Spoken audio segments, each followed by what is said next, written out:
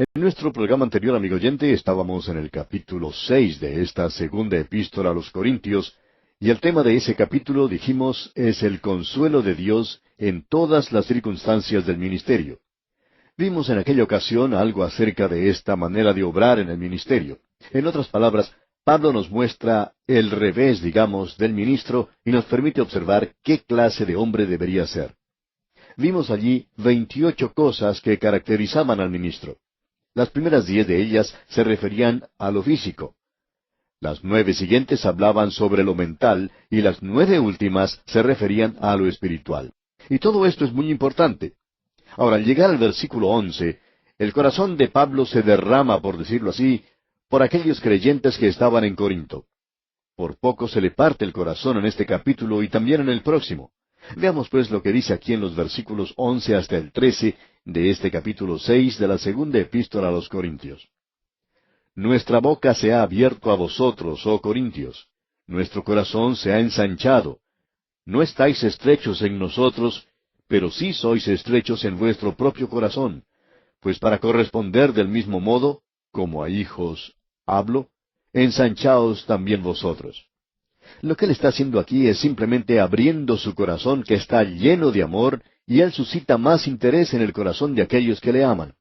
Pero lo interesante aquí es que aparentemente él también aguijonea el corazón de aquellos que odian a Dios y que odian su palabra, y quienes han tratado de hacer daño a los que aman al Señor y que aman las Escrituras. Nos damos cuenta que esto era igual en los principios de la historia de la Iglesia y que también continúa en la actualidad. Si usted toma una posición firme en favor de Dios, usted encontrará que realmente le va a costar algo. No hay ninguna duda en cuanto a eso. Ahora Pablo comienza a hablar sobre algo que es de suma importancia. Sin embargo, ante nosotros tenemos una sección de la Biblia que probablemente ha sido abusada y mal interpretada en gran manera. Hay quienes han interpretado este pasaje de tal forma que han hecho de lo que aquí se dice algo duro, que no tiene ninguna compasión, que no tiene corazón. Sin embargo, lo que Pablo está diciendo aquí está saliendo de un corazón tierno, de un hombre cuyo corazón en realidad se estaba partiendo por aquellos que él quería en Corinto. Y quisiéramos, amigo oyente, que usted se dé cuenta de esto, porque pensamos que es algo de suma importancia. Leamos el versículo 14 de este capítulo 6 de la segunda carta a los Corintios, que dice, «No os unáis en yugo desigual con los incrédulos, porque ¿qué compañerismo tiene la justicia con la injusticia? ¿Y qué comunión la luz con las tinieblas?» Encontramos aquí algo que se abusa bastante hoy. Si uno siquiera pasa cerca de una iglesia de carácter liberal, alguien va a decir que usted ya se ha unido en yugo desigual con los incrédulos. Pero Pablo está hablando aquí de la mundanalidad existente, así como de los pecados de la carne. Hay muchos de esos llamados creyentes separados, que son probablemente tan mundanos como el que más. En el Antiguo Testamento y bajo la ley de Moisés, Dios le dio a su pueblo una ley que tenía que ver con la principal actividad, que era la agricultura, y le dijo que no tenía que unirse en yugo desigual. Eso es lo que Pablo está diciendo aquí, y él se está refiriendo a esa ley de Moisés, donde Dios dice que ellos no debían unir en yugo a un buey y a un asno. Eso sería unir en yugo a dos animales que no son iguales. Pues bien, un buey es un animal limpio, mientras que el otro es un animal inmundo. Y aquí Dios está hablando a los creyentes, y Él dice que el creyente no debe unirse en yugo con un incrédulo. Ahora, ¿cómo se une la gente en yugo? Bueno, se unen en yugo en cualquier forma de unión real y permanente, tal como una empresa de negocios, una sociedad, un matrimonio o una empresa a largo plazo. Por cierto que el matrimonio es la unión en yugo de dos personas. Un creyente nunca debe casarse con un incrédulo. Un animal limpio y un animal inmundo no deben ser unidos en yugo para arar la tierra. Un hijo de Dios y un hijo del diablo no pueden unirse en yugo y tratar de alcanzar juntos las metas de sus vidas. Otro ejemplo de tal relación es la identificación con una institución. Si un hombre es profesor de un seminario, por ejemplo, y él es de tendencia conservadora, que cree firmemente en las grandes verdades de la Biblia, pero el seminario se ha vuelto liberal, pensamos que este hombre debiera salirse de ese seminario porque él está recibiendo un salario de esa institución y él está identificado con esa organización y con el trabajo de ellos. Él está asociado con esa institución de una manera muy tangible, muy real. Él está unido en yugo desigual con los incrédulos. Ahora, por otra parte, supongamos que un evangelista llega a la ciudad donde usted vive y tiene servicios por 1 o 2 semanas. Aunque él usa ciertos métodos que usted no aprueba de ninguna manera, él está predicando a Cristo y Dios está bendiciendo su ministerio. Entonces, ¿qué? ¿Va usted a unirse a él? Recuerde que él solo estará allí por 2 o 3 semanas y no será algo permanente. El autor de estos estudios bíblicos, el Dr. J. Vernon McGee, contaba que cuando él fue pastor de una iglesia, en cierta ocasión llegó un evangelista a la ciudad donde él estaba, y sin decir una sola palabra a nadie, especialmente a los que eran de tendencia conservadora, erigió una carpa, una tienda, justo al otro lado de la calle donde estaba la iglesia que él pastoreaba, y luego fue a pedir ayuda. Pues bien, el doctor McGee no quería darle esa ayuda por la forma en que este hombre había obrado y porque se había dado cuenta que este evangelista tenía un estilo bastante diferente al suyo propio. No podía llevar a cabo una reunión en forma seria y organizada, sino que todo era bastante informal. Él estaba en la mitad de su sermón y de pronto se detenía diciendo, me olvidé de hacer este anuncio, o me olvidé de recoger la ofrenda, por ejemplo. Y detenía su mensaje en ese mismo momento y tomaba la ofrenda. Bueno, si uno se había olvidado de hacerlo, quizá eso sería lo lógico de hacer, pero era algo muy desorganizado en ese sentido. En esa misma ciudad había otro pastor y junto con el doctor McGee, ambos buenos amigos y de tendencia conservadora, conversaron de este asunto y decidieron apoyar al evangelista. Él iba a estar en esa ciudad solamente por unas 2 semanas, de modo que le dieron su apoyo. Y hubo gente que llegó a conocer a Jesucristo como Salvador. De eso no había duda alguna. Pero decía el doctor McGee, yo no me uniría con él permanentemente. No quisiera estar siempre identificado con ese hombre porque no estaba totalmente de acuerdo con él. Pero no vean nada malo en hacerlo por esas 2 semanas. No estábamos unidos en yugo de ninguna manera. Ahora notemos lo que Pablo hacía. Cuando él llegaba a una ciudad en sus viajes misioneros, al primer lugar que él se dirigía era la sinagoga. Ahora, ¿puede usted imaginarse otro lugar donde hubiera más oposición a Jesucristo que en una sinagoga? Pero ese era el lugar precisamente donde Pablo comenzaba. No queremos que usted piense por un momento que estamos condenando a Pablo por eso. Pensamos que esa era la manera en que él debería haber obrado porque Dios le guió a que lo hiciera de esa forma.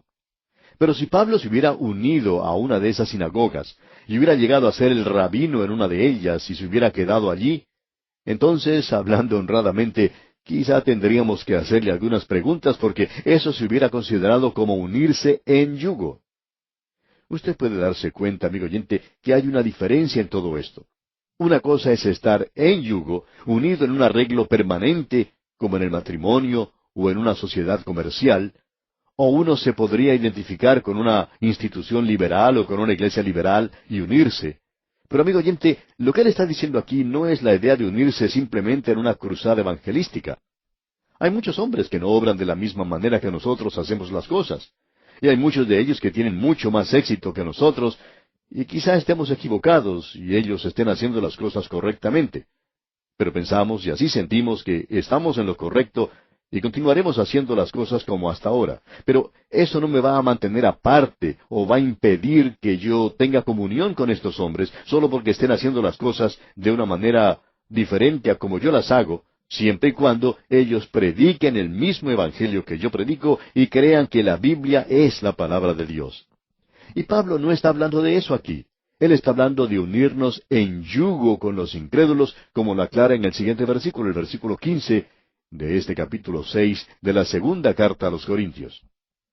Dice, ¿y qué concordia Cristo con Belial? ¿O qué parte el creyente con el incrédulo? Pues bien, ciertamente uno no tiene nada que ver con ellos. Yo no tengo nada que sea permanente y no me estoy uniendo con ellos de esta forma en ninguna manera. Y confiamos que usted, amigo oyente, no lo esté haciendo tampoco. Pero no nos vamos a poner a juzgar aquí a algún hombre porque esté haciendo las cosas de una manera diferente a lo que las hacemos nosotros. Luego el apóstol dice en la primera parte del versículo 16 de este capítulo 6, ¿y qué acuerdo hay entre el templo de Dios y los ídolos? Ahora él está hablando en contra de la idolatría. Y por cierto que nosotros no nos podemos unir con la idolatría. Y el versículo 16 termina diciendo, porque vosotros sois el templo del Dios viviente, como Dios dijo, habitaré y andaré entre ellos, y seré su Dios, y ellos serán mi pueblo. Usted puede apreciar que el templo de Dios en la actualidad es el cuerpo del creyente. Nosotros somos el templo del Espíritu Santo.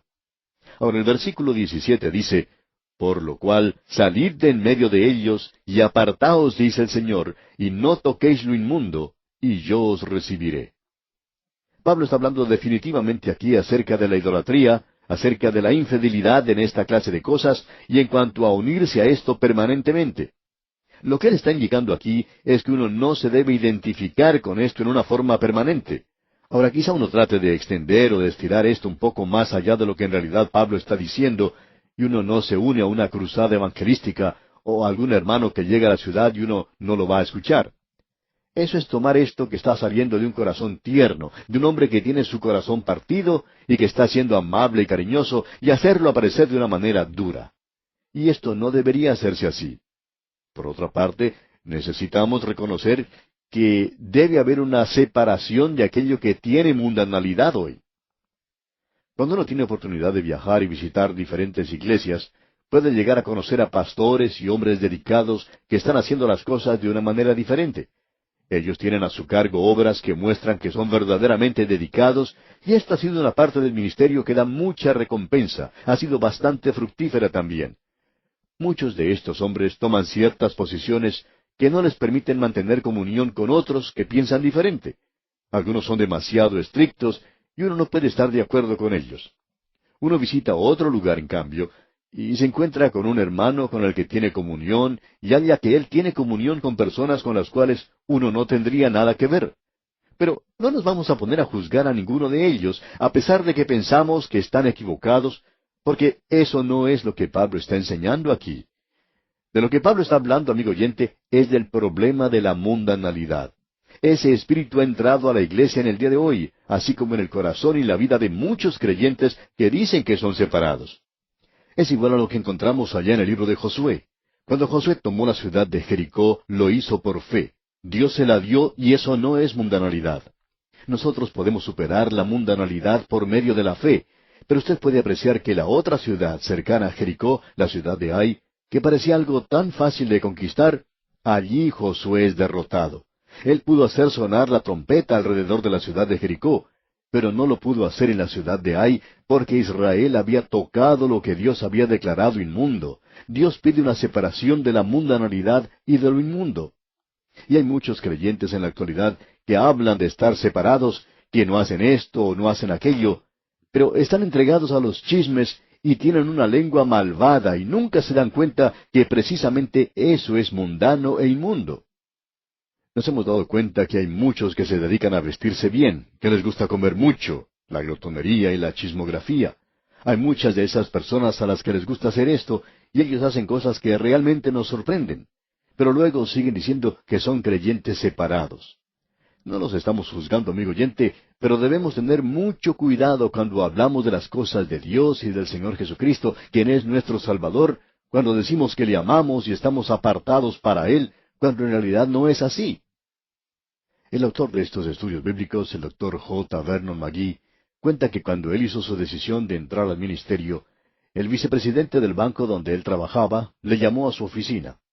Este hombre era un hombre impío que podía blasfemar como nadie lo hacía. El doctor McGee decía que parece que ese hombre se sintió más bien conmovido cuando el doctor McGee anunció que dejaría su trabajo para ir a estudiar para el ministerio.